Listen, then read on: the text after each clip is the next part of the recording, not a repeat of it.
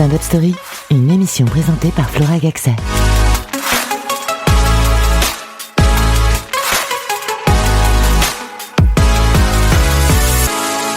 Bonjour, vous écoutez Stand-up Story, l'émission qui vous fera aimer le stand-up, du moins je l'espère. Je suis Flora et nous avons la chance d'accueillir pour cet épisode Christophe Guibé. Bonjour Christophe, comment vas-tu ? Bonjour Flora, bonjour à tous. Je te remercie d'avoir accepté cette invitation et avant de parler de ton parcours et de tes sketchs, j'ai préparé quelques petites questions décalées pour mieux te connaître. Est-ce que tu es prêt ? Alors on va essayer, on va dire que je suis prêt. Alors pour commencer, est-ce que tu pourrais nous donner 2 traits de personnalité qui ne te correspondent pas, s'il te plaît ? Ouais, la question est un petit peu inversée.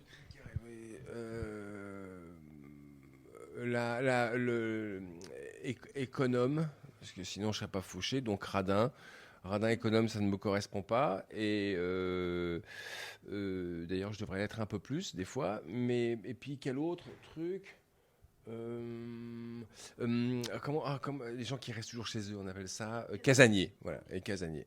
Donc t'as la bougeotte, t'es toujours à droite à gauche sur de multiples projets. J'aime aussi être chez moi en famille, mais j'adore, c'est pour ça que j'ai fait beaucoup de randonnées, j'ai fait beaucoup de treks, j'ai fait le chemin de Saint-Jacques, c'est pour ça que j'aime aussi travailler beaucoup, comme ça m'est arrivé ces 10 dernières années, travailler à l'étranger. Et puis c'est génial notre métier, entre ici, venir au Grenier du Rire ou partir jouer en province, revenir, c'est toujours fascinant, quoi. Mais il faut une base, je ne sais plus comment s'appelait ce grand auteur qui dit qu'il faut vraiment une base où on est bien chez soi pour pouvoir aller ailleurs, je pense. Ok, super. Et C'était Lanzmann qui disait ça, le chansonnier, celui qui a écrit les chansons de Dutronc, c'est ça, c'était Lanzmann ? Je crois que c'est lui. Il disait ça dans une interview magnifique. Bref. Je ne connaissais pas cette citation, mais elle est... C'est pas bien vendu, mais voilà, je crois que c'était Claude Lanzmann. Oui, c'est ça. C'était le chansonnier, le parolier de Dutronc, qui avait beaucoup voyagé, qui disait c'est tellement important d'avoir un chez-soi dans lequel on vit, dans lequel on est content de rentrer, pour se permettre de voyager loin et longtemps. Sinon, on ne peut pas. Sinon, on devient mal dans sa peau, quoi. Magnifique citation. Et si tu devais échanger ton cerveau avec un autre humoriste pendant 24 heures, ça serait qui et pourquoi ? Je changerais avec un humoriste américain que j'aime beaucoup qui s'appelle Bill Burr. Pourquoi ? C'est parce que Bill Burr a cette qualité, sans être vulgaire, il arrive à représenter cet Américain qui est au bar, au pub et qui parle avec ses copains en critiquant l'Amérique ou en critiquant des traits. Il y a lui et puis il y avait George Carlin que j'aimais beaucoup, qui est décédé, qui a été élu un des plus grands humoristes, le plus grand humoriste américain de tous les temps. Mais bon, il y avait aussi Richard Pryor. C'est des mecs, j'aimerais être dans leur cerveau pendant 24 heures parce qu'ils ont un lâcher-prise qui leur correspond complètement. C'est-à-dire c'est qui ils sont, ce qu'ils disent avec ce qu'ils sont, pour qui, pourquoi. Et ils sont vraiment alignés avec ce qu'ils sont vraiment. Et donc ça fait une détente et ça fait ça permet et j'adore ça chez eux. Donc j'aimerais être dans leur cerveau pour me dire tiens, quel a été le déclic à ce moment-là dans ta vie pour comprendre ce que tu es et le faire aussi bien maintenant, être aussi honnête et en harmonie avec ce que tu dis et ce que tu fais. Et toi, tu arrives à lâcher prise sur scène ? Et des fois, j'arrive à lâcher prise. C'est un boulot. Des fois, oui. Une certaine période, non, où j'avais du mal. Ouais, après, nous, c'est un boulot. Parce que des fois, on rencontre... en un mois, on va des fois rencontrer 15 publics complètement différents. Et puis des fois, on va rencontrer des publics qui ne sont pas notre public parce qu'on est invité à une soirée ou on va jouer à une soirée où c'est ce qu'on appelle un plateau d'humoristes. Alors forcément, mais on se confronte on se confronte, c'est même pas le mot, on rencontre un public auquel on ne s'attend pas. Ouais, des fois, le lâcher-prise, on l'a pas tout le temps. C'est pour ça que plus on travaille, plus on a une détente et plus on bosse, même si on n'a pas le lâcher-prise, on a une base qui fait que, voilà, quoi.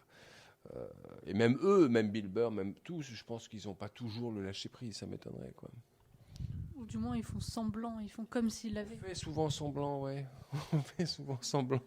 C'est un métier d'apparence, ouais. C'est un métier de... Mais en fait, le lâcher-prise, il est plus important à trouver en répétition dans le travail que sur scène quand on va jouer. Ouais.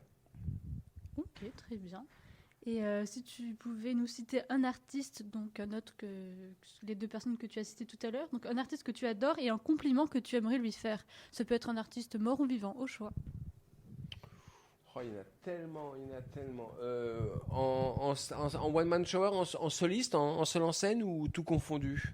Tout confondu. Mort. En one-man show alors.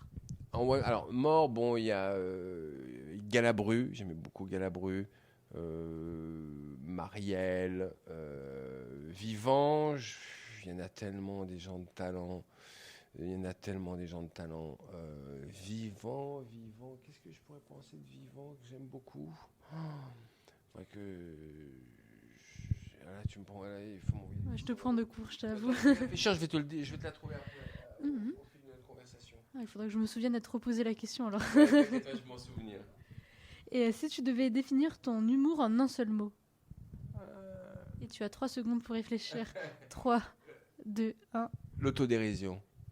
Moi, j'aime l'humour où le personnage, le narrateur, le conteur est victime. J'adore ça. Et de temps en temps, il pique une colère, et là, il attaque. Mais dans l'ensemble, il est souvent victime, et sa colère est contre lui ou contre ce qui le rend impuissant dans la vie. À une époque, j'avais un sketch sur les sèche-mains électriques que je détestais. J'ai fait tout un truc sur les sèche-mains électriques, etc. Et c'est ce mec qui est en colère contre cet appareil qui ne marchait jamais, qui ne marche pas, ou qui marchait mal et qui ne servait à rien. Donc il était victime. Donc je dirais que moi, ce qui me définit, c'est à travers l'autodérision, faire découvrir des situations, vivre des situations à travers l'autodérision. Et tu t'inspires de ton quotidien? Je m'inspire de tout, ouais, le quotidien. C'est pour ça aussi que j'essaie de vivre le plus d'expériences possible dans ma vie, et déjà pour moi, et puis aussi pour les compter et les raconter, quoi. Ok, et dernière question un petit peu décalée. Gentleman ou Goujat? Goujat, j'ai du mal. Goujat, j'y arrive pas, quoi. Ça m'est arrivé d'être Goujat dans ma vie, mais ça m'a pas réussi. Ça n'a réussi à personne d'être Goujat. Donc, disons que je travaille au plus possible, je m'inspire le plus possible de Gentleman. Tiens, voilà, pour répondre à ta question, j'aurais aimé Michael Caine. Tu vois qui c'est, Michael Caine? Voilà. Michael Caine, ouais. Voilà, lui, j'aurais adoré. Ou il y a un mec, vous le connaissez pas. Bon, allez, parce que j'étais beaucoup à l'étranger ces derniers temps, mais il y a un humoriste anglais qui me fait hurler de rire.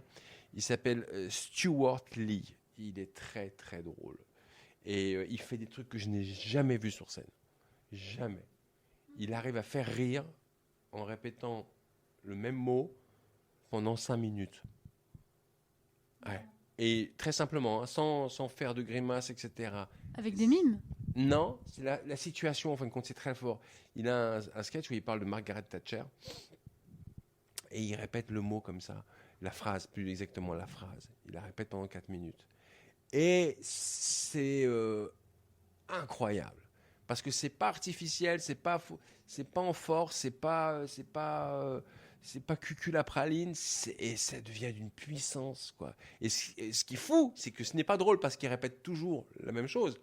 C'est drôle parce que ce qu'il en fait, en fin de compte, dans l'ensemble. Donc lui, j'aimerais le rencontrer, hein. Mais c'est une phrase qu'il répète? Enfin, moi, ça me perturbe. Ouais, c'est une phrase. Écoute, si tu veux, je te file le lien sur YouTube. Stuart Lee, il fait sur Margaret Thatcher. Il répète à chaque fois la question. Il y a une conversation avec un chauffeur de taxi qui lui dit un truc. Et il va répéter la phrase du chauffeur de taxi pendant 5 minutes en parlant du chauffeur de taxi et en s'adressant au public, en reposant la question au public. Et enfin, moi, je trouve ça brillant. Parce que là, tu posais la question tout à l'heure de qu'est-ce qui définit le rire. Et là, c'est ce qui définit le rire. C'est mon rêve, c'est quand ça devient aussi universel et que les gens se reconnaissent autant là-dedans. Dans un univers qui est complètement barré, qu'ils ne s'y attendent pas.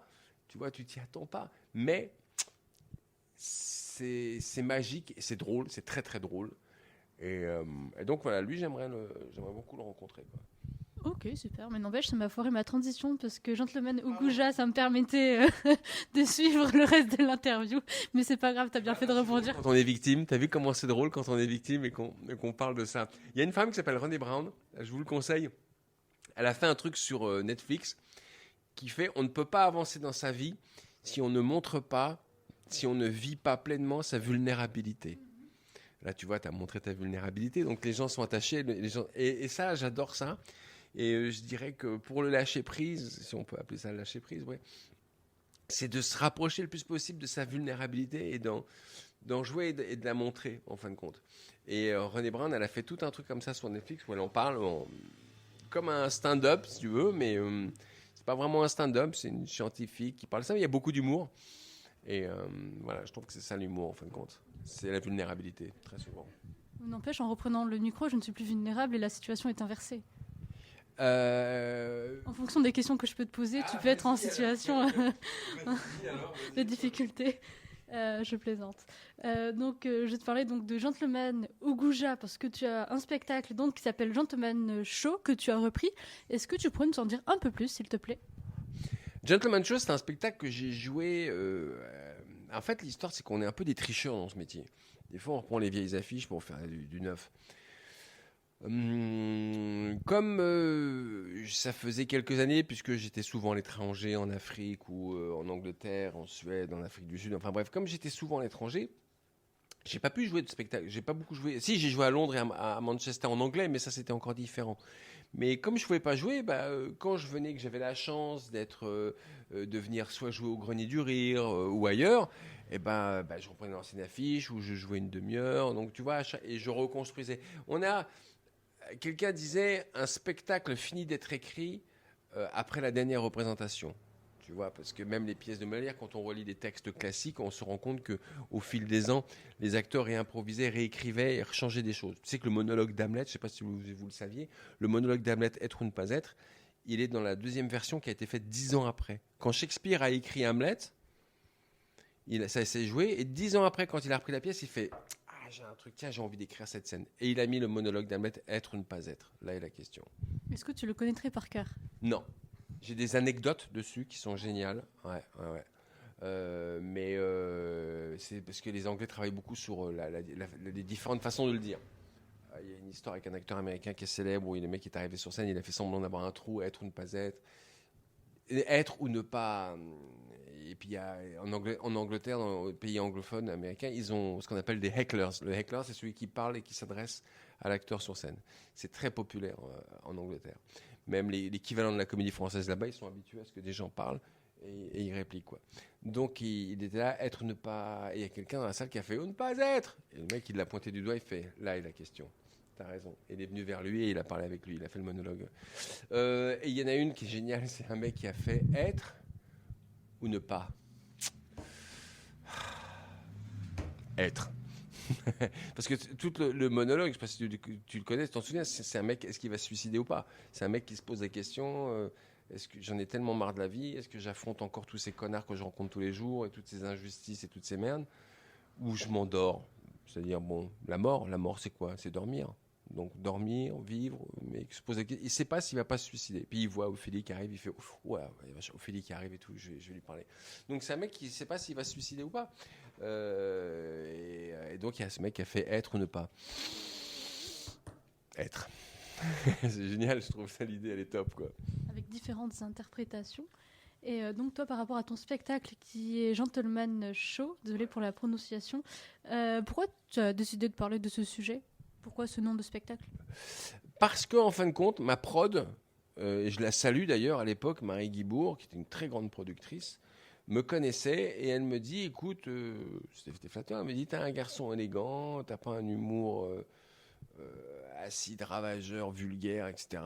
Après, bon, qu'est-ce qui définit, qui décide de ce qui est vulgaire ou pas, je ne sais pas, mais... Et elle m'a dit, tiens, je te verrais bien dans ce côté gentleman show, quoi. Tu vois, gentleman show, t'es mince, élégant, grand. À l'époque, j'avais un peu moins de bide, mais je te vois bien là-dedans, etc. Et je dis, ah ouais, c'est super, c'est une bonne idée. Et puis ça collait au texte, ça collait à l'histoire de ce mec qui vit constamment des aventures dans sa vie pour essayer de se prouver quelque chose. Et donc ça le faisait, quoi, tu vois. C'est bien, c'est flatteur. Ouais, c'est flatteur, et puis je trouvais que c'était un chouette titre, et pour ça aussi elle avait eu l'idée, tiens, essayons, et c'était avec le photographe aussi, ils avaient dit, essayons une affiche différente, tout le monde était debout, souriant, etc. Et moi c'était une affiche où j'étais allongé, quoi. Voilà, donc voilà. Super. Et quand j'ai lu un petit peu donc, ta biographie, j'ai vu que tu avais commencé comme menuisier dans des théâtres, qu'ensuite tu as pris des cours, tu as joué à l'opéra, on t'a retrouvé dans Emily in Paris. Je ne comprends plus rien, tu peux m'expliquer s'il te plaît? C'est un peu large. En fait, j'ai été à l'école, j'étais apprenti menuisier au théâtre des Amandiers, c'est le hasard. C'était un copain de ma mère. Ils disent ils cherchent un jeune, etc. pour être. Donc j'ai bossé pendant 6 mois. Waouh, et là, je me suis dit c'est vraiment pas mon truc, quoi. C'était pas mon truc. Puis je prenais des cours un peu amateurs à côté, etc. Et puis après, je sais plus ce que j'ai fait. J'ai fait 5 ans de boulot. J'ai même été représentant en fromage dans un supermarché, tu vois. Je te jure. J'avais des plateaux avec plein de fromage et je devais passer dans les rayons. Je me rappelle, le mec passait me chercher en bagnole tous les jours à Porte d'Orléans. Enfin bref, à la statue du général Leclerc. Et on va chercher le rapport. Et on faisait tout. À l'époque, il y avait des mammouths. Tu sais, on faisait les mammouths, tous les grands centres commerciaux. Et puis, j'étais là, j'étais représentant en dégustation de fromage. J'ai fait ça. J'ai travaillé la nuit dans les trains pour la SNCF. On devait donner des trucs de sondage. Enfin, c'était super ça. C'était vachement bien. C'était très bien payé en plus. C'est drôle. C'était très bien payé, mais ils nous payaient 4 mois après. Bon, enfin bref, ça c'est une autre histoire. Et, enfin, et puis donc j'ai fait plein de boulot. Et puis évidemment, je me suis dit allez. Parce que j'étais un peu marqué par le fait que je suis fils d'acteurs très connus, etc. Quoi. Et j'avais peur un peu de la comparaison. Puis j'ai pris d'autres cours dans d'autres univers, je suis rentré au cours Florent. Et puis là, j'ai commencé à faire du théâtre classique. Et pour payer mes études, à l'époque, j'étais figurant à l'Opéra de Paris. J'étais figurant. Et au bout d'un moment, il y avait enfin, j'ai fait ça 6 mois. Il y avait un opéra de Berriot. Musique contemporaine. Musique contemporaine, c'est tout. Il y avait un mec dans la fosse d'orchestre, je te dis, il avait une caisse avec des fourchettes et des cuillères. Et des fois, le chef d'orchestre le regardait parce que c'était écrit sur la partition. Et le mec qui secouait la caisse avec les cuillères, ça faisait un bruit comme ça. Donc, donc c'était une cacophonie totale. Et un jour, un mec a marché sur, tu sais, les poires de klaxons, là, de vieux trucs. Un figurant, sans faire exprès, dans les coulisses, ça traînait par terre. Il a marché sur et le chef d'orchestre, il s'est arrêté. Enfin, c'était en répétition. Et il a tapé un scandale. Qui a fait ça? Qui a osé martyriser le maître et tout? Tout le monde s'est tous regardé. Fait, qu'est-ce qu'il y a? Et bien, un mec, il dit, il y a un pimp. Mais c'est un tel bordel, ton opéra. Personne n'aurait pu savoir que c'était fait par accident, quoi. Enfin bref, et là, il y avait un truc où on devait dire 3 phrases en italien. C'est pour ça que sur le contrat, il y avait écrit acteur. On arrivait en courant et on criait ces phrases comme ça. Et on suivait le chef d'orchestre qui nous disait. Ça, c'est l'Opéra de Paris. En tant que figurant, puis en tant que modeste acteur, comme ça, petit rôle, ça a été une expérience extraordinaire. Extraordinaire. Moi, je me rappelle, j'étais remplaçant au début. Et il y a un mec, j'avais pas le droit d'être remplaçant parce que je suis grand. Et que les remplaçants, en général, ils doivent faire 1m60 pour entrer dans tous les costumes. Tu vois. Et moi, j'ai triché. Je te jure, j'ai triché. J'avais tellement besoin de pognon. Je me suis mis derrière la porte et puis j'ai parlé au mec comme ça en me baissant sur les genoux en disant et il paraît que vous cherchez un remplaçant. Le mec, il fait je te prends, maintenant t'es remplaçant tous les soirs. Et après, quand il m'a vu, il m'a dit putain, mais t'es grand, toi et tout. Donc, des fois, t'avais des collants, tu pleurais ta race pour les mettre parce que c'était des collants. Il y avait un truc, on avait des jupettes romanes, je sais pas quoi. Et les maquilleuses nous peignaient les jambes en doré pour que ça soit de la même couleur que la jupe. Mais la plupart des mecs, la jupe leur arrivait en dessous du genou. Moi, la jupe, elle m'arrivait au-dessus du genou. Les maquilleuses, elles disaient oh putain, c'est pas vrai, toi, va falloir te peindre. Après, il fallait se prendre des douches pour se retirer tout ça. Enfin bref. Et c'était extraordinaire parce que le premier soir, un mec, il m'a dit tu te mets là, tu bouges pas. J'avais une lance, je sais pas quoi, tu te mets là, tu bouges pas. Je me mets là. Et là, je me rappellerai toujours, il s'appelait Samuel Ramet, grand chanteur d'opéra. Et là, le mec, il est derrière moi et il commence à chanter. J'étais mais comme ça, la puissance, même les mecs qui ont des autotunes à fond là dans les bagnoles, qui vont la basse et tout, ils sont pas aussi puissants. La puissance vocale d'un chanteur ou d'une chanteuse lyrique, c'est sidérant quoi. C'était, à l'époque j'avais des cheveux, tu vois, ça faisait ça avec les cheveux quoi, ils avaient du souffle. Là, et puis bon, le public, le truc, l'ambiance, le jour du 14 juillet où tu as les gens qui font la queue toute la nuit parce que l'entrée est gratuite. Le 14 juillet, l'opéra, je pense que c'est toujours le cas, l'entrée est gratuite. Donc les amoureux d'opéra qui ne peuvent pas se payer une place, parce que la place à l'époque c'était entre 400 et 800 francs, tu vois, donc aujourd'hui en euros, ça fait, bon, 1 euro maintenant, ça sera encore plus cher. Mais à l'époque c'était très très cher, et aujourd'hui aussi. Donc les gens qui ne peuvent pas se payer l'opéra, qu'est-ce qu'ils faisaient? Le 13 juillet, ils venaient en face, mais genre le 13 juillet le matin à 8h. Ils passaient toute la journée, limite avec la tente, la bouffe, le casse-croûte, le thermos, ils dormaient pour être là. Et il rentrait dans la salle. Donc tu le sais parce qu'ils peuvent enfin aller à l'opéra. Et ils sont là, et avant que le rideau se lève, l'orchestre commence, toute la salle se lève, tous ces gens qui sont fatigués se lèvent, et les mecs jouent la Marseillaise. Et t'as un silence, les gens sont très respectueux, ils s'assoient. Tu sais, l'opéra... à Garnier, à Paris, il faut savoir que les fauteuils sont magnifiques, tout est beau, tu rentres dans un écrin, les gens en ont rêvé toute leur vie. Ça peut être ça, ou aller voir, je sais pas, n'importe quel chanteur lyrique français, ou dans une salle à Paris ou à l'Olympia, hein, mais là, c'est l'opéra, quoi. Et là, ça commence, et les gens sont là, quoi. Et je me rappelle, ils cachent leur sac avec leur papier de sandwich, machin, tu vois, ils veulent pas que ça sente mauvais, ils veulent pas que... Ils n'ont pas dormi, ils sont là, mais là, ils sont réveillés à fond, quoi. Et ils s'entendent pas pendant l'opéra.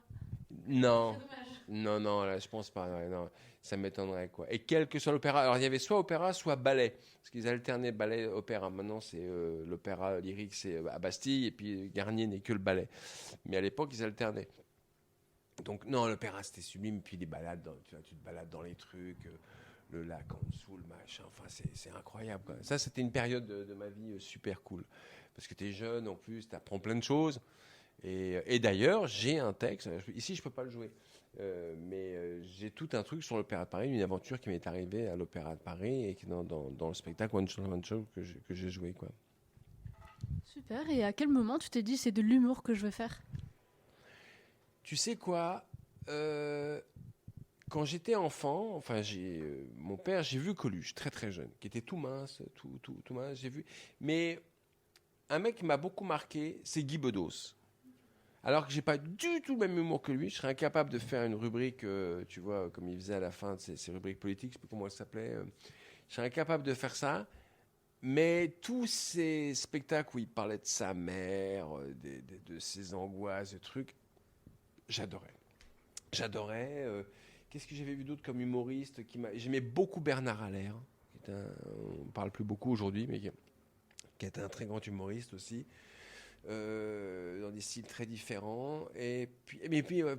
Moi, à l'époque, aujourd'hui, comme me disait le comte de Boudherbala, ça pleut des comiques aujourd'hui. Aujourd'hui, ça pleut des comiques, c'est-à-dire qu'il y en a partout. À l'époque, ils étaient 5 sur la place de Paris. Tu avais des proches, Coluche, Guy Bedos qui était un ancien déjà, enfin qui faisait depuis longtemps. Voilà, quoi. C'est vraiment les années 80 avec le point virgule, ça, 90, tout ça, Bigard, Palmade, et puis Robin, tout ça s'est enflammé. Puis chaque année, ça s'est multiplié. Il y a des 5 ans. Et aujourd'hui, ça n'empêche pas qu'il y a beaucoup de talent, hein, mais c'est... C'est-à-dire qu'à l'époque, excuse-moi, je t'interromps, à l'époque, les parents, ils disaient, quand un môme, il disait je vais être comédien ou je vais être comique, il prenait 2 baffes dans la gueule. Il va dire tu vas dans ta chambre et tu vas bosser ton bac plus 5. Aujourd'hui, les parents, ils allongent la thune pour le cours Florent, les machins. Tu veux faire du stand-up? Oui, je t'ai acheté un truc. Tu veux ça, etc. Ok, on y va. Les médias ont encensé, ont fait de sorte de rendre les gens ont l'impression d'être des demi-dieux grâce aux médias, et tant mieux s'ils le sont, tant mieux s'ils le sentent comme ça, s'ils prennent leur plaisir comme ça. Mais voilà, aujourd'hui, c'est vas-y, on met la tire. Tu sais que pendant très longtemps, on ne le sait pas, les acteurs étaient enterrés face contre terre. Ouais. Parce que déjà, on ne leur faisait pas de messe, machin, parce que bon, évidemment, l'essentiel de l'Europe était catholique, mais c'était tellement une honte d'être acteur. Là, tu regardes les mémoires, la vie d'un tas de mecs de l'époque de la Renaissance, etc. On les mettait, de temps en temps, on trouve des tombes où le squelette est à l'envers, et beaucoup de gens, les spécialistes, ils disent c'était certainement un acteur, c'était certainement un comédien. Les comédiens, il faut savoir que les mecs, le mot arte, tu sais, commedia dell'arte, arte, ça veut dire, c'est pas de l'art. En italien, ça veut dire professionnel, ça veut dire comédien professionnel. C'est-à-dire que c'était très dur à l'époque. Mais les mecs jouaient dans la rue, ils jouaient sur des tréteaux. Tu vois, j'ai une anecdote qui est géniale à ce sujet. Il y a un tableau, je n'arrive pas à le retrouver. Je sais qu'il a été au Louvre à une époque, je l'avais sur un bouquin, et je fais des recherches en ce moment, mais je vais le trouver, il faut juste que je prenne le temps.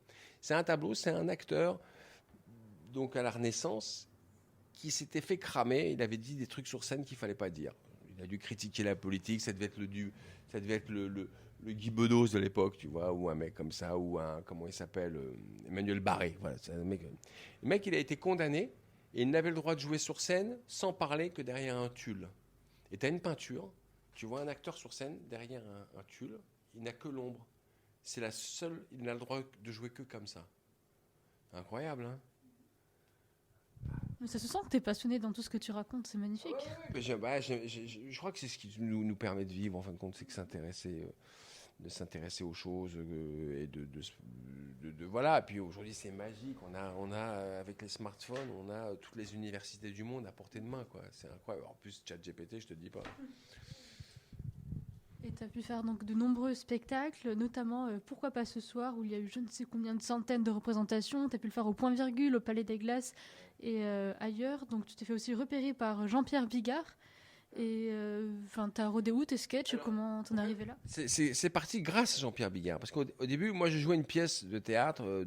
J'avais joué dans Boing Boing à Paris qui marchait très fort. Puis j'avais joué dans une pièce qui s'appelait Court sucré, long sans sucre de Bruno Chapelle, qui marchait bien. Et j'avais envie de faire du one. Et un jour, je te jure que c'est vrai, c'était au Théâtre Michel, il y avait des bus, tu sais, des fois, il y avait des soirées où ils savaient qu'ils avaient 2 bus qui allaient arriver. Donc, les gens sortaient du bus, là, ils montaient dans la salle et tout ça.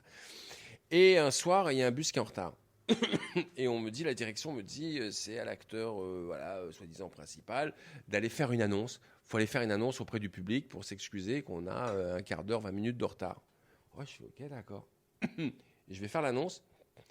Et je sais pas, j'avais un stock de vannes, de trucs que j'avais envie de raconter. Et je parle aux gens et ça se passe bien. Et ça marche et ça les fait rire. Et beaucoup de mes camarades me disent, putain, Christophe, vas-y, t'en rêves, fais un one. Et c'est comme ça que c'est parti. Là, j'ai bossé le truc, et puis je suis allé frapper à la porte de Jean-Pierre Bigard, et j'ai dit, voilà, je fais un showcase, est-ce que vous voulez venir me voir, quoi? Donc j'ai cassé mon PEL, je me suis loué une salle pendant 2 jours, je crois. Et puis Jean-Pierre est venu. Bon, après je lui avais fait un peu la cour, hein, tu vois, je l'appelais régulièrement, je disais voilà, ça me ferait plaisir et tout ça. J'ai des conseils à vous demander et tout. Et puis comme il était très généreux, et puis on savait que c'était un des meilleurs producteurs de Paris à l'époque, qui était le plus honnête et voilà, on savait que c'était un mec solide, on pouvait lui faire confiance. Et en effet, tu vois, je l'ai encore eu au téléphone pour lui demander des conseils récemment. Il a arrêté, mais il est toujours aussi fiable et puis généreux. Et là, il m'a dit OK, moi ça me plaît. Et il me fait une stratégie, il m'a fait un business plan. Il m'a dit je te propose, on fait ça et ça. Je fais OK, allez, on y va. Et c'est ça, c'est parti vraiment grâce à Jean-Pierre, quoi, au début. Et puis après, voilà, la vie est faite de haut et de bas. Des fois ça marche, des fois ça marche pas. Après tu arrêtes un spectacle, tu en prends un autre, tu rejoues au théâtre, tu pars à l'étranger, tu as la chance de faire un film, tu fais un truc, tu te tapes 2 ans de chômage, tu sais pas pourquoi. Enfin, c'est la vie, quoi. Oui, les hauts et les bas.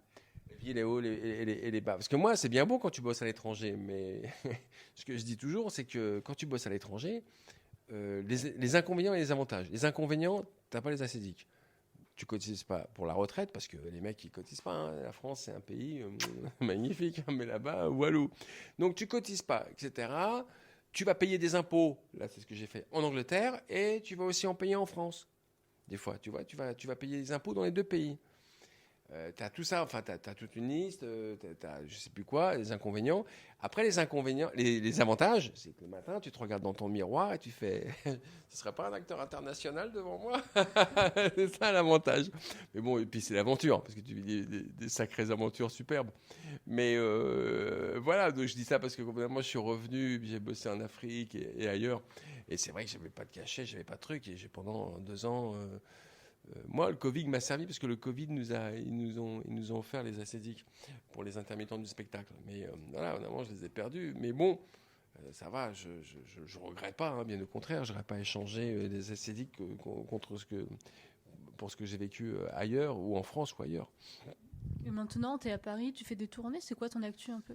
Alors, mon actu à Paris, là, je reviens, enfin, j'étais en Afrique au mois de décembre, j'ai fait pour la première fois de ma vie, c'était assez sublime, j'ai été coach, réalisateur, prof, et j'ai mis en scène des Hutus et des Tutsis et des Hutus, et des Tutsis au Burundi. Tu vois, ouais, ça a été chouette, ouais, ça a été très, très impressionnant. D'ailleurs, tu vois, ils m'ont offert ça, entre autres, ce sac que j'adore. Ça a été une expérience assez fabuleuse. C'était l'Alliance française et l'ambassade qui qui m'avait proposé le job, parce qu'avant j'étais au Bénin. Enfin, donc voilà, j'ai pas mal navigué à l'étranger. J'étais aussi avant, j'ai passé 2 mois en Italie puis en Angleterre aussi pour un film. Et puis, je prends toujours beaucoup de plaisir à venir ici, au Grenier du Rire. Je dis pas ça parce que le taulier est là, mais c'est vrai que c'est quand même une grande opportunité de pouvoir venir jouer ici. Parce qu'à chaque fois, c'est non seulement un public différent, c'est un lieu qui est très chouette. Et puis, c'est des lieux qui sont... Tu sais que quand ça marche ici, ça peut marcher partout, quoi, en fin de compte. Au Grenier du Rire Paris, 17e arrondissement. Voilà. On dit ça vraiment parce que le patron est là. Non, mais c'est vrai que j'apprécie, j'ai la chance. En plus, c'est un des derniers lieux comme ça à Paris. C'est vraiment un des derniers lieux. Donc, qu'est-ce que je fais d'autre ? Et puis, des fois, je vais me prendre la tête pour galérer pendant écrire, pour travailler, pour négocier, pour aller aussi frapper à des portes, pour aller voir ce qui se passe. Et puis aussi voir les camarades, voir beaucoup de spectacles, que ce soit en one, en stand-up, en scène en scène, ou au théâtre, ou dans des styles complètement différents. Et puis, passer du temps avec ma femme et mon fils, quoi. C'est ça aussi un peu super important. De trouver l'équilibre. Ouais, c'est plus que de l'équilibre, c'est du fondamental, parce que ça aussi l'inconvénient, c'est que quand tu pars travailler, là, comme j'étais 1 mois, 2 mois en Afrique, c'est super excitant, mais en avant, tu te dis merde, je vois pas ma femme et mon fils, quoi. Ça, c'est un peu dur. Ouais, j'imagine. Et pour suivre un petit peu, donc ne pas manquer tes spectacles, tu as des réseaux sociaux ? Instagram, Facebook, YouTube. Là, YouTube, je me lance plus en avant, mais voilà. Ou vous m'envoyez un mail. Nom, prénom, au niveau du pseudo ? J'ai pas de pseudo. Christophe Guibet. Ils font christophe.guibet@wanadoo.fr. Moi, j'ai gardé cette ancienne adresse. Putain, ça fait vintage. Wanadoo, mais qui a du Wanadoo ? C'est les mecs, tous les gens qui ont plus de 50 ans, ils ont été sur Wanadoo. Non, sur Gmail, et mon adresse mail, elle est facilement trouvable sur YouTube juste Facebook ou Instagram, je suis joignable. Donc Christophe Guibet, Guybet. Ouais. Et les Anglais prononcent autrement, tu disais tout à l'heure ? Guybet. Christophe Guybet. Ouais, ça ils prononcent Guybet, ils ont peur de mal prononcer en français, fait Guybet ou Guybet. Tu sais, des fois ils ont. Mais nous c'est pareil, tu sais. C'est l'histoire de. Comment il s'appelle cet acteur, le mec qui joue avec le truc là, le riche mec qui rend une prostituée, Pretty Woman. Comment il s'appelle l'acteur qui joue dans Pretty Woman ? C'est un mec super connu. Je vois sa tête, j'ai plus son nom. Ouais. Quand en français on dit vas-y, il va regarder, tu feras un montage. Dis-moi comment il s'appelle. Il est super connu. Pendant ce temps, on va compléter. Pendant ce temps, on va continuer. Merde, comment il s'appelle ? Tu l'as ? Des fois, ils sont comme nous quand on prononce un mot en anglais, quoi. Il s'appelle Pretty Woman. Comment il s'appelle ce mec ? Richard Gere. Alors, les Français, des fois, ils font I love Richard Gere. Et les Américains, ils disent What the fuck you talking about? Richard Gere. Et les mecs, ils font Richard Gere. Richard Gere en anglais, ça se prononce Richard Gere. Richard, déjà, ça se prononce R-I-T-C-H en anglais. Richard Gere. Et le Gere, c'est pas Gere. Il n'y a que nous qui disons Gere, mais eux, ils disent Gere. Richard Gere. Mais nous, on était là. Oui, Richard Gere. Non. Richard Gere. Eux ici, ils se marrent de la façon dont on a prononcé les noms. Super. Merci beaucoup, Christophe Guybet. Christophe Guybet, donc pour ta venue. Christophe Guybet. Français. Et il n'y avait pas d'autres questions ? Il y en avait tout plein, mais on arrive malheureusement à la fin de l'interview, comme tu avais plein de choses intéressantes à dire, plein d'anecdotes. Tu ne l'as pas dit dans le micro, je crois qu'on n'a pas entendu. Merci, c'était vraiment super sympa. Merci à toi. Donc l'émission touche à sa fin et nous vous remercions d'avoir écouté Stand Up Story, l'émission qui vous fera aimer le stand-up. Du moins, on l'espère. Bonne journée à vous tous et à la semaine prochaine. Merci encore.